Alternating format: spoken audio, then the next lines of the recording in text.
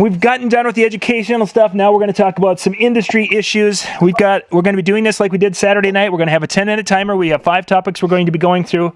Just a second. I've got to get things set with our timer. I'm gonna make sure my camera doesn't go down. I'm not wearing pants today, so. Hey, you never know. We could spike. We could have a spike in our ratings. So this could be awesome. No, there'll be a spike. All right. Yeah. Wow. Okay. Already, I love it. Yeah. Okay, let's put this up right there, and we're going to do our first. No, I got to clear that. We're going to do our I'm sitting here messing with the boards on my board because I can't hear it. Then I realized it's not hooked up. So now I know what David Guetta feels like. Okay, we're going to do our first. We're going to do our first open, and then we'll get into our first one.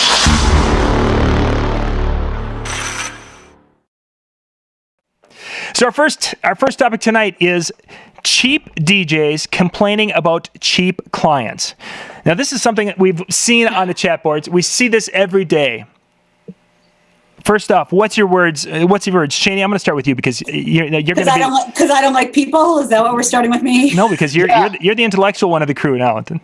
All right. Here's what. Okay, cheap DJs... Okay, first of all, it's a big definition of a cheap DJs. Everybody can say what a cheap DJ is, so I'm not even going to go there with that. But, here's my whole thing. You want the boutique client, you want the client that's spending the money, then you got to be that DJ that's spending the money as well. I mean, that's my whole thing with it. You got to spend money to get that money. You can't go out with equipment from the 70s that they don't make anymore, that you can't get warranties on anymore, that you can't even get replacement parts anymore, that don't work anymore. Can't go out with 8-track takes anymore. You can't fix everything with WD-40 and Windex. So my whole thing is you want those clients that are spending the money, you got to put forth the effort. That's all I'm going to say on that one, so we could go on to the next person, or I'll just be talking. We'll have to get you a belt. So Jake, there's guys out there. They're on the chat boards and they're whining. 1 minute they're like, that bride, she wanted to get it for $250, and then 5 minutes later he's trying to buy a light. Where can I find this light the cheapest? I think, first of all, I'm concerned about Shani and her market that they're still using 8-tracks and stuff from the 70s. That's a little frightening. My market is not. Trust me, we are boutique style. We do not use that. And boutique 8-tracks, but no. Exactly. They're very nice. They're very nice 8-tracks. They're Gucci, they're Louis Vuitton. Let me tell you. That's awesome. Why not? I think the biggest thing is that there's a fine line when it comes to especially complaining about cheap DJs, and it seems like it's the guy who always wants to come in the cheapest that complains that he can't make any money at it, because when you approach things from a cheap standpoint, and you sell from a cheap standpoint, then that's what you get to deal with is cheap. And that's when you sell yourself based on price, which I see a lot of people do, like, oh, well, we're the most affordable in town. Well, then you're going to get the bargain shoppers. And that's sometimes I think it's a frame of mind. It's an attitude. And I'm the first guy in the world to say, you don't need a full blown Bose system to go out and do a great job, but you need a decent microphone, and you need quality gear that's not going to break down midway through, and you need to make sure people understand and hear what's going on. And you can't roll in half-ass and then wonder why nobody's willing to pay top dollar. It's kind of like, I think we all agree on the same page there. I think you got a good point there, that you can't be coming in with your $50 speakers. Arnaldo, you get guys who are coming to you because they know you're familiar with gear. And tell me how much you love this question. So can I find like a 12-inch speaker that's got 14,000 watts and is like $200? Oh my God. I've been saying this for a long time. If DJs were economists, we would be in the crapper. I mean, like 20 years ago. Let me give you a couple of examples. I mean, as you know, I have like the Master School Dance series, right? I'll have a guy that asks me or calls me, asks me like 100 different questions, and I'm happy to help out. And then when it gets to be a little too many questions, like, you really should check out my Master School Dances series. Oh, no, I don't want to pay for that. And at that point, I was like Robert De Niro. Have you ever watched Goodfellas? Where he's like, I've answered your namby-pamby questions. I've answered this. I've answered that. You buy the damn thing. And it's not sort of educational on that sense, but, right down to trade shows. Oh, a mobile beater, this show should be at the Bellagio Hotel. Okay, tickets are $199. That's too much money. Yep. Obviously, your ass has never gone to a real convention where they're spending $1,000 just for the ticket, not including the hotel. But then, it even goes beyond with gear and all that. You get DJs that keep bragging about how much money they make. Okay, so why are you not wanting to invest in gear? Why are you being cheap about it? Or they have it the other way around, right? They think, oh, well, my full-time job pays for, this gear, so I got to keep it cheap. Okay, well, if your full-time job has to fund your business, that's the very definition of hemorrhaging money. Doesn't matter whether you have cheap gear or not, you're going to go broke. But you can't sit there and talk about how this bride is being cheap and this client is being cheap, and you don't want to invest any money in your business, not just gear, but education, or for God's sake, self-appearance. I mean, I'm really saying this as best as possible. But the first time I went to a DJ convention, I'm like, this is it? This is the creme de la creme of the industry? I swear to God, the guy next to me is homeless. I think it was so disappointing. It's cheap really pours out in every way, shape, and form, whether it's, not wanting to be educated, so then you come off looking like a clown when it comes to basic sales or running gear, or I don't know, buying a suit that fits. Stop being cheap. I just want to say, somebody asked in the chat room about how do you deal with a DJ company that asks, what are you charging? First of all, if anybody from a rival company even asks me, I just say, bye, Felicia. Like, why do you even care what I'm charging? You need to worry about what you're doing in your own front yard. Don't worry about what's going on in my backyard. So if they're asking me about my own company, do you want to come work for me? Is that why you're asking? Well, then I'll set up an interview, boo-boo, and you could come and you could interview with me. I'll look at your skills, and we'll see if you even fit what you can do. So if somebody's trying to do that, they're probably just asking because they want to sell everything in the kitchen sink to try to cutthroat and try to get your clients. Yep. So, my advice is just, worry about yourself. Don't worry about everything else that's out there. If the cheap DJs are out there, anything that's going on, worry about what you're doing. Try to get yourself to the best of your ability, the best of you. Don't worry about if you're this cheap DJ or this cheap DJ. Worry about what you're doing. Mm-hmm. Worry about yourself and get yourself to that level so you can say, I am not that cheap DJ anymore. And if it's baby steps, it's baby steps. I hear what you're saying, Shane, but I think from my standpoint and just my the past experiences I've had with that, I go the complete opposite. If somebody wants to know what I charge, I tell them to call me. If you're another DJ and you want to know what I charge, first of all, check my website or just call me, because for two reasons. One is it's not a secret. Two, if they want to find out, they're going to pose as a bride and groom who's getting married. And then I got to do all the follow-up, and I got to jump through the hoops with it. And especially in my market, where it's a small enough market that we all kind of know what everyone's doing anyway. My attitude is, if you want to know, then come and ask me. If you're trying to undercut me, well, go ahead. I don't care. You're gonna undercut me no matter what you want to do.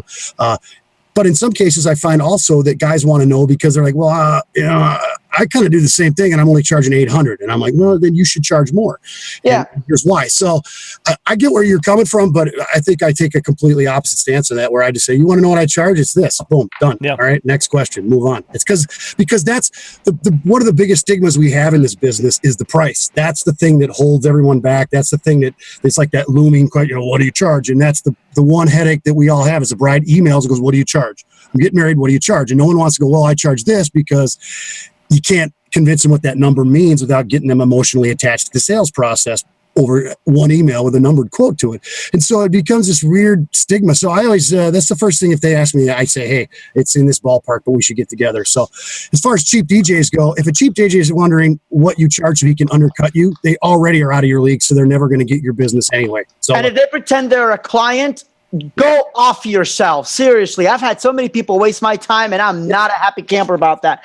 Real quick, somebody just asked about what do you do about a DJ who uses crap gear and they're still charging $2,000? Step your sales game up. When you're getting beat up by the guy who's bringing out crap gear, and look, I understand gear doesn't make money. That's horse crap, okay? Gear, whether you think that matters or not, it's part of your presentation. People come in expecting to see the DJ that they see on TV or whatever, especially today's younger generation. You're coming in with crappy gear, fine, whatever. You're making money.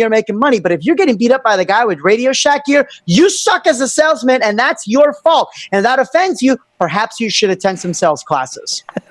And invest in yourself instead of going out there and drinking another beer on Saturday night. Exactly. All these people, and I wrote an article recently just ranting about this. Next time that I hear from the same people that are having problems with sales, oh, I get more information talking on the hallways. No, you don't. You should be in there taking notes from the people that are doing it so big that these conventions are asking them to speak. Otherwise, they would not be out there on the main stage. They would be, I don't know, in the hallways, wondering why they're not making that money. On that note, let's go to our next topic, guys. We're going to do our segue.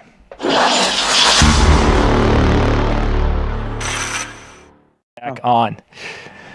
I'm going to dab into the next one. We are back. Okay, we're gonna jump to our next. We're gonna go out of order here. Let's talk about the DIY, DJ DIY world. Arnaldo, this is one that you have been passionate about. Now, a lot of you may or may not be familiar with. There's Facebook groups out there that are DJ DIY, and basically what you can do is you can go onto these things, and there are people out there that are sharing some things that are innovative ideas that nobody has thought of. But 90% of them are basically trying to find a way to knock off maybe somebody's facade or somebody's table or somebody's this or that or the other thing. And this one, Arnaldo, you got to tell us about the PVC. Oh, okay. You know what?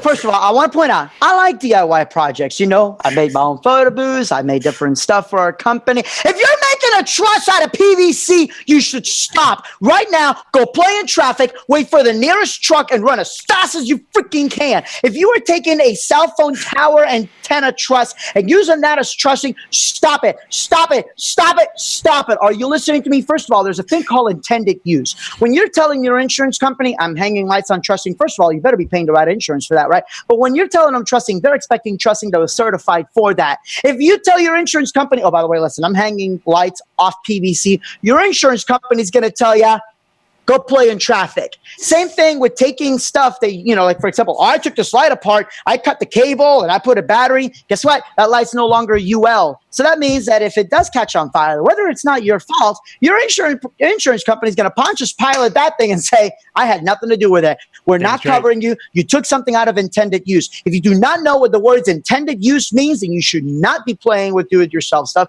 You should just talk to your insurance company and tell them half the stuff that you guys are doing, if you're doing a DIY, and watch your insurance company drop you faster than Kardashian's about to drop West. Thank you. Well, that's probably a pipe dream on her part. But the problem with the DIY people is that they're twofold to that. And I agree with you wholeheartedly. But the problem I think you run into is that most of the DIY guys are old schoolers who build stuff that didn't used to exist for the entertainment DJ/live music band industry a long time ago. They had to build their own light controllers out of like backyard watering timers and such. These are also the kind of guys that they don't have insurance.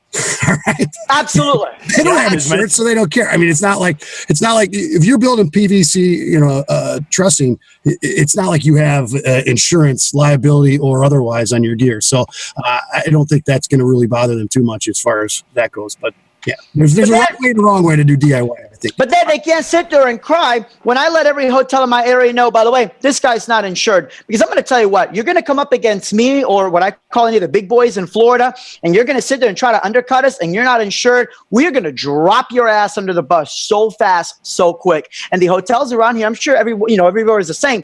But keep in mind, I'm in Orlando, right? You've got Disney, Universal. We've got some really big hotel areas. And the fire marshal, like, for example, at Disney is so strict. If you come in with some homemade solution, you're out of there. If you come in with pipe and drape and even looks like it's homemade, he'll sit there and start trying to catch it on fire to make sure it's fire retardant. They don't play over there.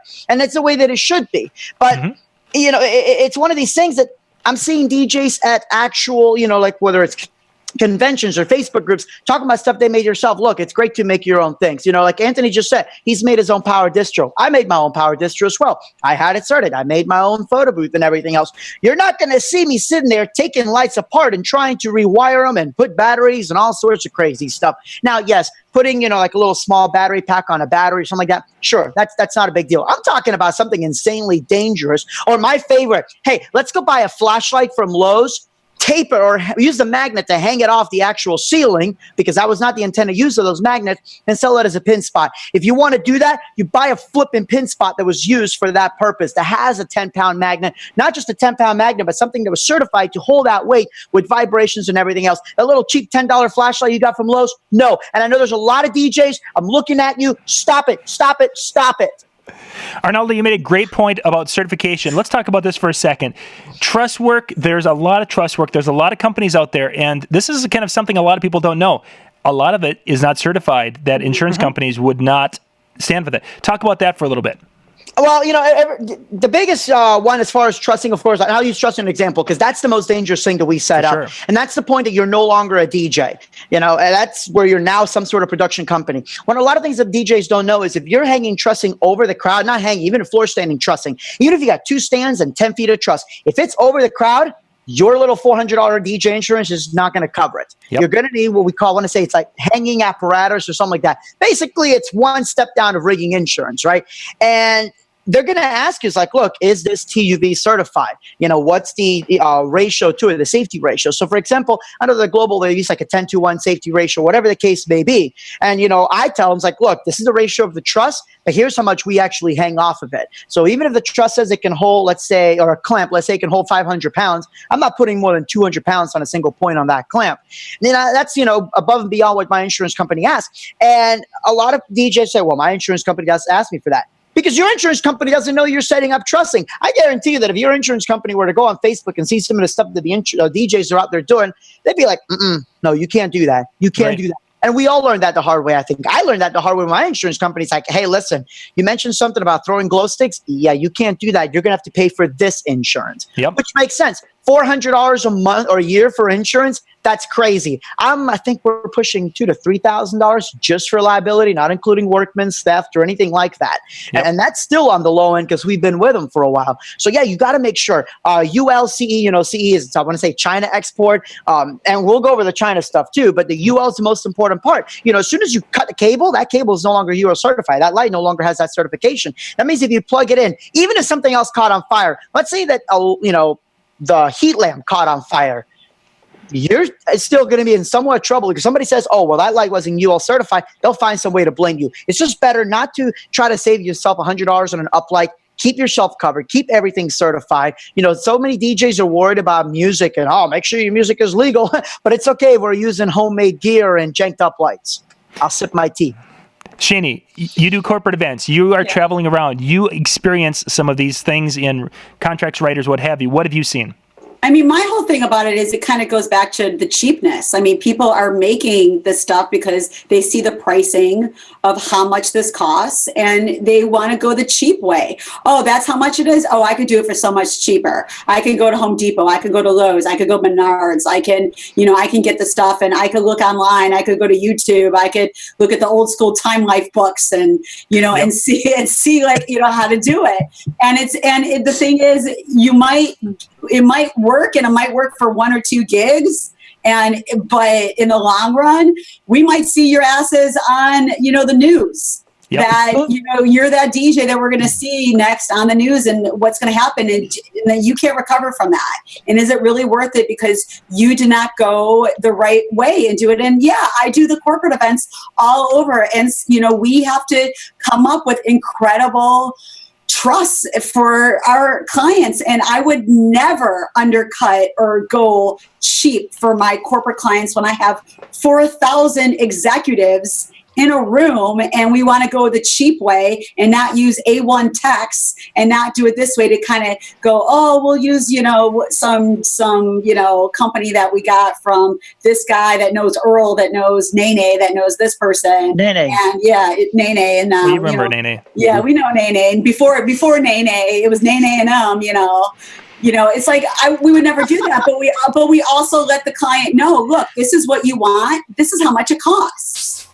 If this is what you want for your event, this is what it costs. If you don't want it, great, then we could do something else, but it's not going to have that effect. It's not going to have that look. We're not going to have that industrial look. You're not going to be able to, we'll put moving heads somewhere else. We'll do something else. But if this is what you want, this is what we can do. But we're going to need the union techs. We're going to need the A1 techs. We're going to need these people to rig it because those are the people that we need. I'm not doing it. I'm not climbing up on the truss and I'm not doing it. That's not, is an XLR go up here? No, because I'm not doing it. I don't know what I'm doing it. So, I mean, you're not going to see me climbing up on it, and looking at a YouTube video going, oh, is this right? No. So, I mean, that's the thing, I'm the first one to be like, no, but I'll oversee it while I'm eating my burger. Hey guys, good job. We got 3 more hours. Keep going. Yeah, that's a 30 great seconds, point. 30 That's a seconds. great point that you bring up, because I think the difference there is that the corporate clients are used to working in the corporate world and the professional world, and they know that things that look cool cost, whereas your average bride and groom don't understand what the cost involved is, and so they don't put two and two together. And if you want to talk about taking risks on insurance and cheap gear, all I have is one thing to say, and that is talk to the lighting and effects guy for Great White. Okay, we're gonna Sometimes- switch. We're gonna switch. We're done. Wow. No, we're gonna switch topics.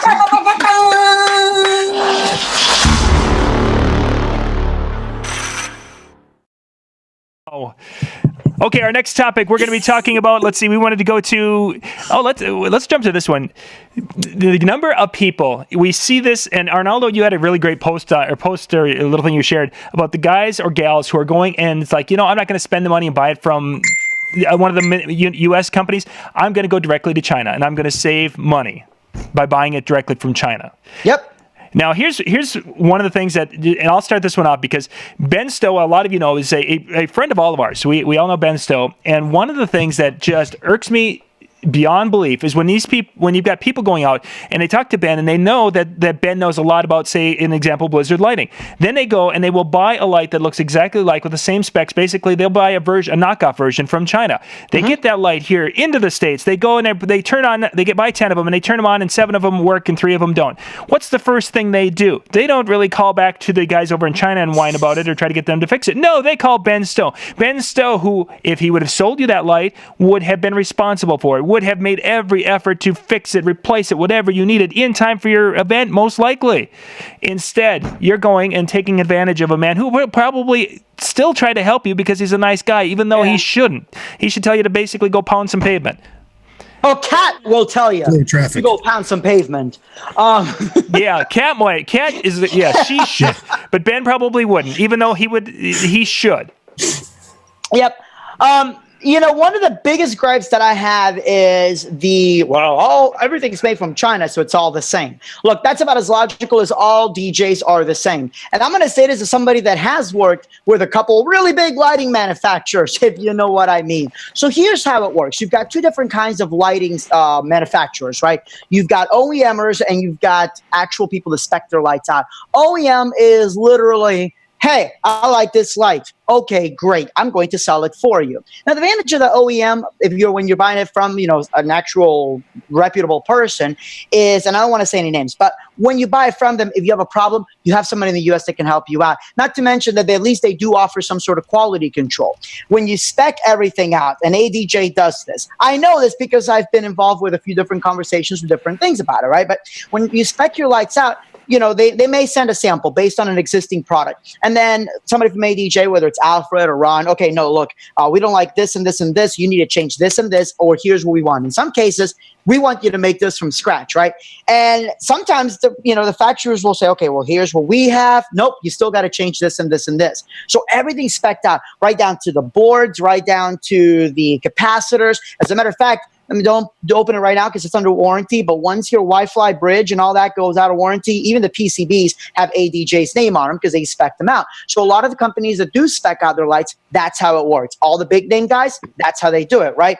But then you have, the OEMers, which just import their lights. But even then, they can say, no, look, I don't like this. Is really low quality. You need to step it up. However, John, can you pull up the the image I sent you? It was I just sent it to you via Facebook. So the Chinese companies, right? There's a company that actually went off on a guy who threw a fit because his light that he bought was terrible. Look, if you buy direct from China, you're going to save money. But just like DJs, you're going to get what you pay for. So that's why I want to know if you could screen share and put this image up. You keep talking. I'll Okay. So I'm going to go ahead and read what he says. And by the time that John puts it up, you'll see the response should be up there. I bought 8, and this is from the group Everything Stage Lighting. So sorry, Joe. Shoot, I can't. Hey, that's all right. It's public. I'll send people the link so they can see the whole conversation. It's hilarious. But he says, I bought 8 moving heads from a Chinese company. Within the first week, 4 died. Sent them to a repair guy. He told me the fans were bad and the power supply overheated and shut down. Well, you shouldn't have bought direct from China. But still, here's the Chinese reply when I asked them to pay the $800 worth of repairs. Never buy lights from this company. Again, let me recap this. Guy bought lights from China. The fans were bad. He spent some fool $800 to fix the lights, and now he wants the Chinese company to pay for it.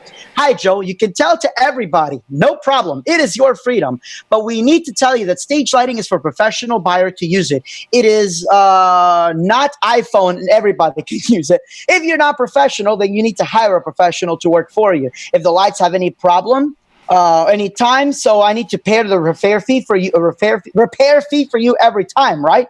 We sell light to customers, not including the repair fee. We can offer free spare parts and cover shipping costs for spare parts. That is all, which, by the way, that's really good for a Chinese manufacturer to even say that. But still, we are manufacturing in China, only offer OEM for dealer, producing for customer. We cannot cover all fee for customer. If you need same service as Martin, then your choice is wrong. Let me say this again. If you need the same service as Martin, your choice is wrong. We hope you can understand. We did not know how you use the lights. We cannot believe it is our problem 100% until now. We sold thousands of pieces of this product. We never have any complaint of our dealer. You only order 10 pieces, but we have all the spare parts and cover shipping costs already. We take responsible already, whatever that means.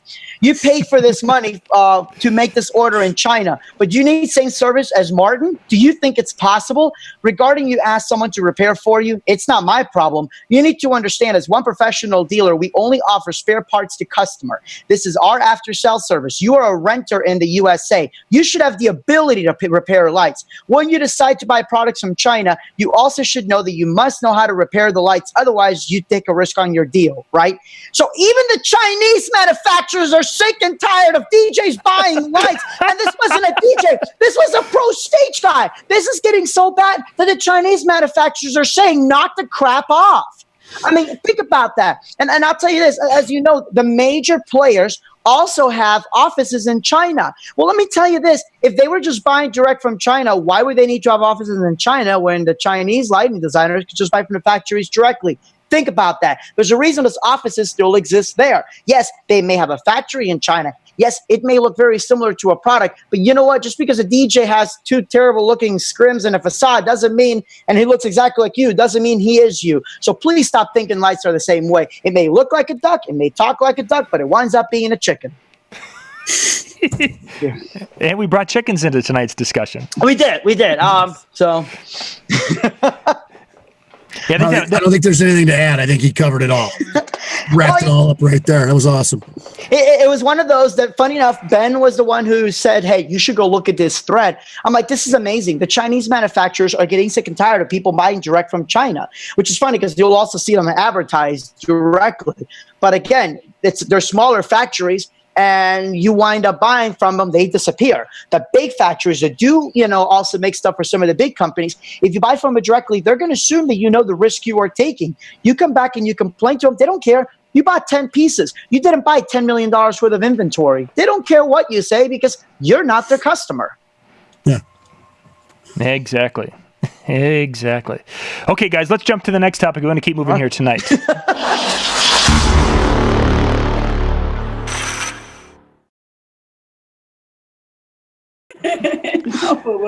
Okay, the next one we're going to talk about. Let's jump to technology, DJs, and this didn't really.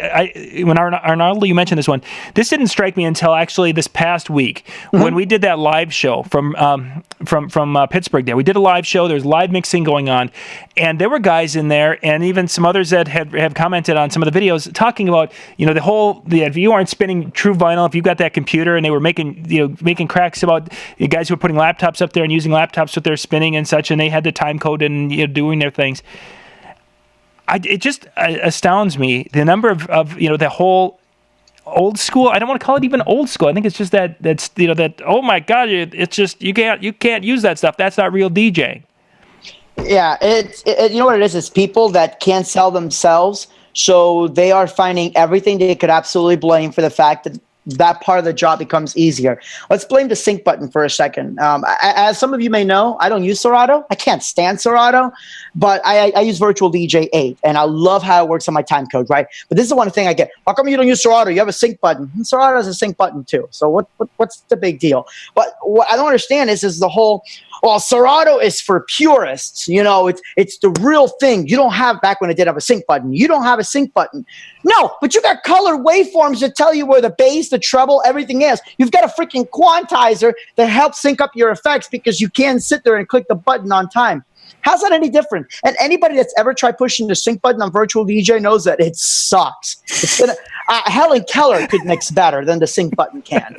So Stevie Wonder could mix better than the sync button can. So I never understood that whole sync button debate. I'll be honest with you. I've used it when I'm doing like my really fast mixes, not to mix the songs, but just to align those BP, like actual two numerical values perfectly. Because trying to get that to match on vinyl is kind of a pain in the butt when you're trying to mix 10 seconds after 10 seconds after 10 seconds. So I've used it once in a while. Or I had one where I accidentally ripped my needle halfway through. So I'm pretty much on internal mode the entire time, praying that, nothing else goes bad. But I think it's just people that are trying to blame the technology for the fact that there's people out there that can sell better than them. And now the mixing job's a little bit easier.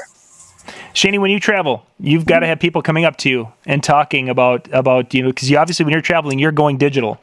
Yeah. I can't imagine you aren't running into people who are giving you crap for that.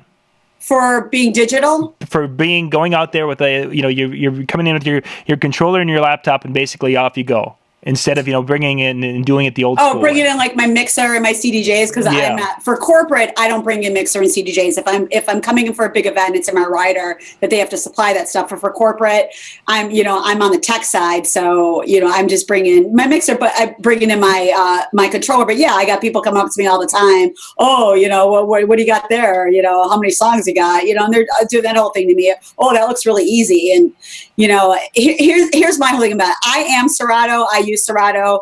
I was old school, which I say I was old school because I did the whole vinyl thing. And then A-Tracks. A-Tracks. I did the A-Track thing when I was a baby. A-Tracks. When I was a baby, I was like, yeah, house music. Yeah, house music. Yeah.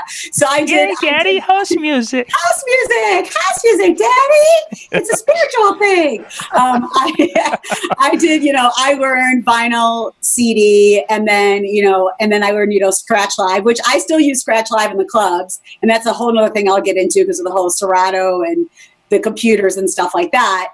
But my whole thing is I'm in clubs now and I have opening DJs and I call them either Serato face DJs or I call them, that's Serato face DJs because they're just staring at the screen. So they're doing exactly what AO was talking about. They're looking at waveforms. Like they're not mixing. Like I could just take the headphones off them because they're not using them. They're staring at the screen. Or I call them knob turners. And this is all they're doing. They're filtering and they're knob turning because they don't know how to mix. So they're just trying to filter out from one song to another and this and that. But nowadays, out by me also, we're starting to do USB. So a lot of DJs are starting to do USB, which if you do USB, you have to know how to mix. But people come up to me all the time and, besides me doing like, oh, you mix great for a female. And I'm like, wait, I'm a female? Oh, I didn't know that. Thanks, man. High five to you too. Okay. I probably sell better than you are in the seminar because I was learning with just like you. But the mix. But people come up to me and they're like, oh, that's a really small controller. Oh, I'm sure that's really easy to use. People say stuff like that to me all the time because they just see what I'm using because I'm there and they're just assuming like, oh, it's so easy what you're doing. You're right. It's easy because I'm making it look easy. And because then why do I have the job and not you? That's what you should just tell them, And then I drop the microphone. Boom. I can't. It's my mic. I can't do that. But yeah, nowadays with the sync button and Serato face and looking at waveforms and all the other stuff out there, it's, anyone can kind of be a DJ. Now, being a DJ and doing your job good, two different things. All the parties I do, even the bar mitzvahs where I have the kids coming up to me are like, hey, I'm a DJ too. What software do you use? How many songs do you have? Where do you get your music? I get it at all my parties. I get it at the mitzvahs. I get it at school parties. I get it at weddings. I get it, we're all going to get that nowadays because nowadays, we see how much, we see it in like Walmart. You could buy something that you can mix on. And you could get free software and you could put it to a computer or you could hook something up. So it's like, I get it that people are like, well, nowadays everybody could be a DJ. Well, why are you fearing for your job if A, you're good at what you do, you're doing it the right way, and people love what you do? Yep. You shouldn't have a problem. To me, I think it's crazy because, Tosh did a great rant about anybody can be a DJ. And you know why they say anybody can be a DJ? Because anybody can. And I'm probably one of the few guys in the world who actually agrees with him, because being a DJ is really easy. You could teach anyone to be a DJ in 25 minutes. All right. The difference is whether or not you want to be an entertainer or you want to have a skill and do something that requires that skill, which I think is a whole different level. But what gets me is it's the guys who complain about people who don't use if you don't use vinyl, you're not a real DJ. These are the guys who already are trying to find a way to buy an iPhone 7 and they haven't built it yet. It's like I'm so on top of all the technology on this side of my life. But when it comes to my professional life, I'm going to stay as old school as possible because I don't know. I've never been able to figure that out. The technology is there, as a tool. I would ask the same people. So, if I understand correctly, you don't use powered speakers. Then you like that pure sound of that CS800 and those PVs, right? You want to stack up all those amps and well, no, man. I got the QSCs and I got the powered EV. Well, then shut up, okay? Because you can't buy into half of the technology and not buy into the other half unless for some reason you're afraid to buy into the other half and you just want to stick to your vinyl. So I agree. It seems to me almost like you guys have two different arguments, but we're all kind of traveling down the same path as far as the whole thing. I just don't see the allure of the vinyl, and for me it's a moot point because I can't argue with anybody because I don't use vinyl. The last time I used vinyl I think was in a radio station studio, and that was like 1991 or something. So it's just not my thing. The people I run into at the shows where it would matter are impressed by my software. Whoa, that's amazing. Whether I have vinyl or not, they don't care. So it's just a moot. Me. And it's not what I do. It's not my style either. So, so I'm the last guy to argue about it. Did you guys see that rant that Jazzy Jeff did about technology? Mm-hmm. Yeah. He didn't do one. I was like, He kind of did. But, it was one of the things that he had pointed out that if, the big guys, whether it's Jazzy Jeff or Scribble, they don't give a crap what everybody else is using. No. Because you know what? I can tell you right now, I could have every tool in front of me. I'm still not going to be as good as Jazzy Jeff. And he knows that. And he's not worried about it. But to me, it seems like the guys that are actually that focused on technology are pure hypocrites. Like you just mentioned, Jake, with the whole, powered speaker versus amps. Well, if you're old school, why are you using a speaker? Why are you not sit there on, one of the old record players with little crank handles, That's what you should be doing. Listen, why the heck are you going to Walmart and buying butter? You should be churning it on your own. But even just on a DJ thing, I don't understand the whole debate on the sync button or whatever technology when freaking Serato had color waveforms where you could literally mix with your damn eyes, not even pick up a pair of headphones. Or this new, Pyro or whatever, where, now your phone picks for you. I'm like, hold on. Yep. This is the same software whose fanboys were jocking on virtual DJ and everything else. And just as a side rant, for everybody that wants to talk about how pure, the purest 15 seconds. Okay, the purest software that can sound or make MP3 sound like real vinyl, people, that's Tractor. There is no way to dispute that. Tractor is the most realistic sounding thing, not Serato, not virtual DJ. Okay, Rant. We're good. Next topic.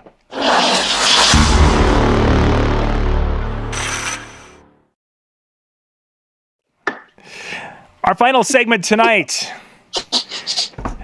One last rant. This is one that I see everywhere, and we've actually talked a little bit about this, but you see people promoting this, you see people hyping this, the whole years of experience.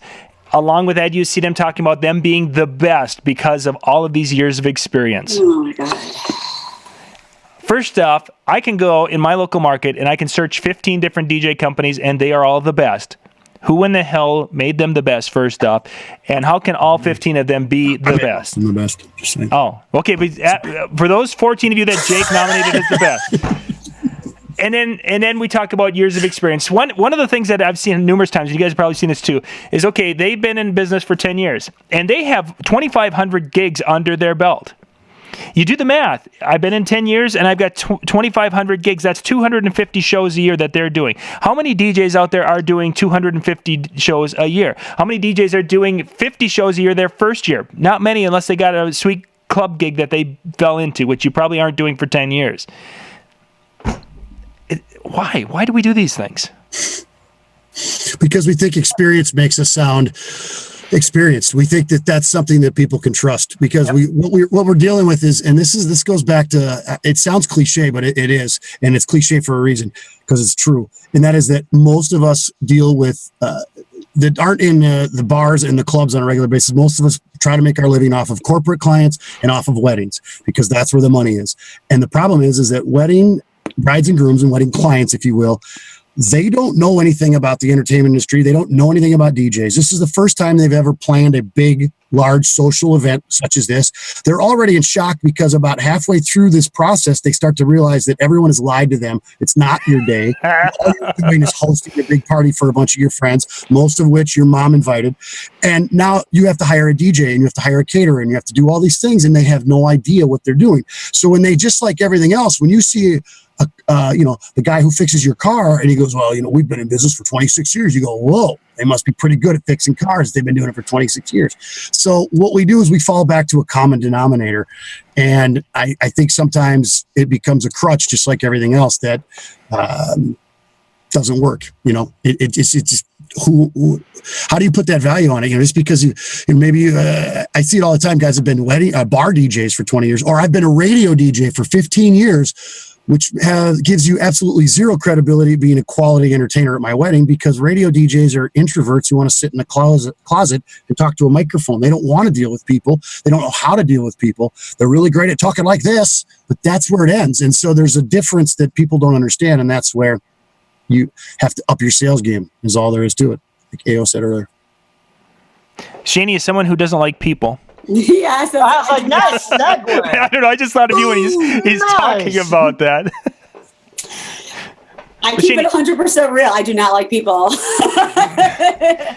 Shani, you've got to you see that, and I'm sure in your market, somebody mentioned the Wedding Wire, the best of Wedding Wire, as a voting thing.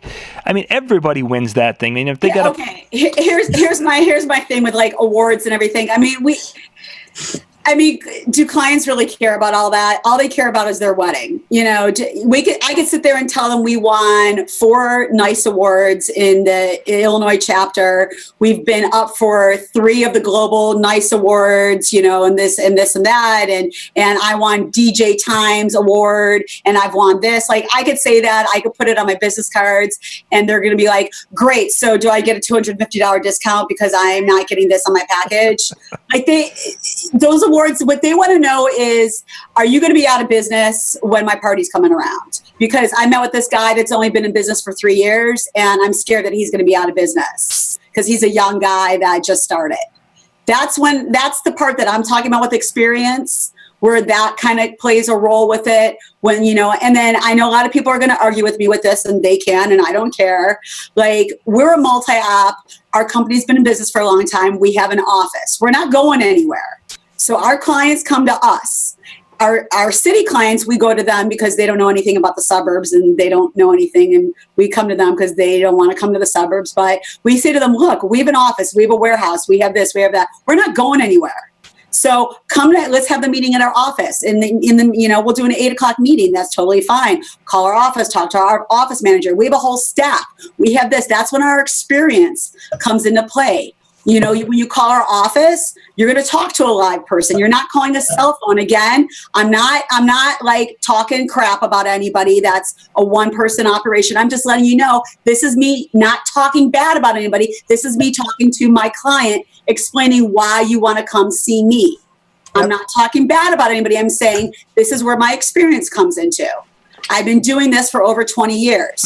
Why do you want to come to me? Because I have the experience of this. I'm on my A game. I've done this. I go to conventions. I learn the best from the best. I've been, I've talked at this. I've talked to the conventions. I've done the seminars. I have, that's where my experience comes into play. I keep saying experience to you guys, not to my client. Right. But I'm saying, I'm saying this to you guys. But my whole thing about those awards and the Wedding Wire, yeah, it's great that they're giving them out. But can somebody really on the chat room say to me they really got a wedding just because of a Wedding Wire award or any other award they say they got, that a client sent them an email or made a phone call and said, I saw this, that you got this award. I'm booking you right now. I don't even know your name.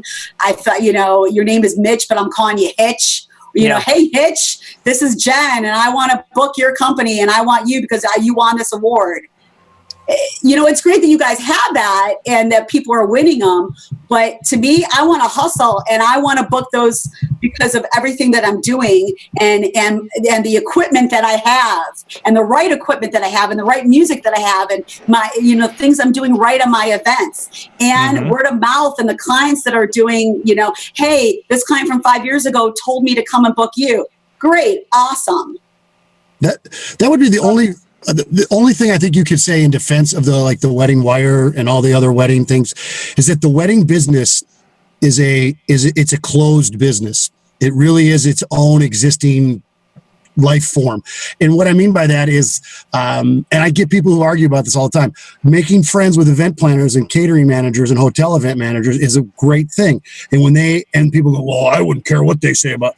The thing is when you stay tight in those circles, wedding wires and those other wedding type of organizations, then the other vendors start to refer you. And what it comes down to is, like for me, for weddings, one of the things I do is I advertise in some areas that I know are not getting me business, but it's reinforcement. When one vendor talks about me and then another vendor talks about me and then they see me in this bridal guide, they kind of go, well, okay, maybe there's something to this Jake guy. We should give him a call. And a lot of it's just reinforcement. And I think that's what experience can be. But there's a problem, and I think this is where John was trying to head the conversation originally, where people rely only on the experience. That's their only sales technique. And and again, and AO started the conversation like this at 8, and I'll bring it back around. It comes down to your sales game. It comes down to your sales game because everything we do is sales. From the way we sell ourselves, we sell our business, we sell the beer at the event, we sell the song we're playing. Everything we do is sales. That's all entertainment is. That's all everything in life is selling. You're trying to hook up with a chick, you're selling, man. It's all sales. And if you cannot sell, you cannot exist. Dude, we don't judge. Yeah, or dude, whatever. You know, I mean.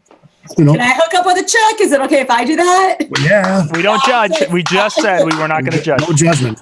Arnaldo, I want you to wrap things up with us. You have got DJ companies down there that are promoting that they are the best school dance DJs that you know are full of hoops. How do you deal with that? Okay, say that again. You've got DJ about the experience thing, so you just kind of threw me off. Yeah, you've got DJ companies down there who are saying they're the most experienced. They are the best school dance companies down there. Better than you. They're saying they're better than you. Basically, it's a little unfair because, and I've had a school actually. I'm not going to say it. I had a school that actually approached me like, "Hey, we talked to this company. They said they can do everything you can." I'm like, "Really?"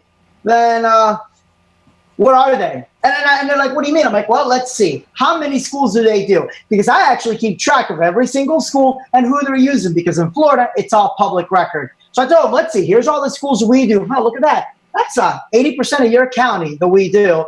And here's my competition. They're doing about 15%. So I'm like, TI, where are they at though? So it's a little bit easier on that end because I dedicate my entire sales pitch to making sure nobody can sit there and weasel themselves in. The whole experience thing what really kind of irks me isn't even when it comes to clients. It's DJs trying to trump other DJs, especially in conversation. When I first started, like, for example, my experience, right? When I first started pushing master school dances, some jackass wrote, oh, I've been DJing before you were even born. So, Yep. I don't care. It just means you have 20 years experience of doing the wrong thing. Well, how can you say that? Because you're doing school dancing for $500 and I just walked away with one of your clients for $5,000. Like this was in a local conversation or one of the local associations. Like, no, you can't go in there and get this kind of money. This is a different market. Okay. I went in there, I made money, and got pissy and started saying, well, I have more experience. No, you have experience doing the wrong thing, dude. If you had the right experience, you would have sold to them. But, like Jake said, it's not just the sales thing, but it's also a confidence thing. You can be a great salesperson all you want, but after a while, especially with schools, because weddings are a one-time thing for the most part. I'm in Florida, so it's 2 or 3 times. But, weddings are usually a one-time thing, and that's it. Schools, they all sit there and talk to each other. You screw one school over, as 2 of my competitors have done, they're no more. I don't know what happened to them. I personally miss it because I really like burying them under the bus every single time that I could without actually burying them under the bus. But they off themselves. You can't sit there and be a great salesperson, not have the confidence, or even worse, the experience that you say you have. And going back to the equipment, I don't care what anybody says, the game has changed. You can be a great DJ. But if all you're going there is just for the little laptop and tiny little mixer, to do the turntables is always going to look more impressive than you. And in this day and age of everything being in social media and DJs being the hot, cool ticket and DJs that don't mix getting called out even by people don't mix, you really got to be able to put on not just a good visual show, but also, audio show, but also visual show. You got to look like you're actually doing something. Good point. Good point. Gang, we're going to wrap things up because it is past our 10 minutes on this one. We went a little bit over, but I wanted to make sure, Arnaldo, you had a good thought. You had a good roll. I want to make sure you get that in. So.